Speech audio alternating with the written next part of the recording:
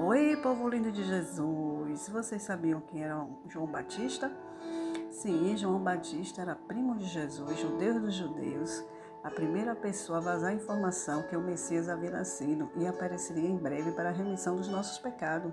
Comia mel e gafanhoto silvestre, vivia no deserto, suas roupas eram de peles de animais com um cinturão de couro. Ele pregava sobre o pecado, que todos viessem ao arrependimento. Seu nome significa misericordioso em hebraico e aquele que batiza em grego. Renovou o costume religioso judaico de batizar pessoas na água por imersão. Esse batismo veio a ter significado de morrer a velha criatura, sim, morrer para o mundo e nascer para Cristo.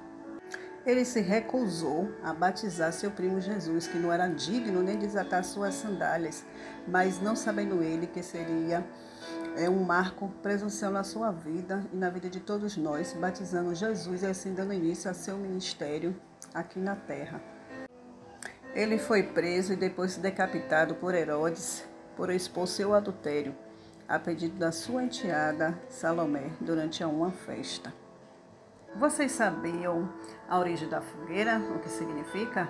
Pois sua mãe Isabel, em visita com sua melhor amiga Maria, ela avisou a ela que assim que tivesse a criança, ia dar um sinal de uma fogueira, acenderia uma fogueira bem grande e assim ao avistá-la, ela irá saber que teria tido a criança, que João haveria de ter nascido. E assim se cumpriu. Maria, ao ver a fogueira, foi visitar Isabel, sabendo que o profeta João já havia nascido.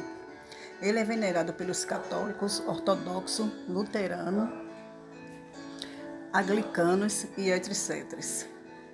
Que você, a partir de hoje, tenha consciência, conhecimento de quem foi o apóstolo João, aquele que trouxe as boas novas, anunciando a vinda do Messias, seu primo.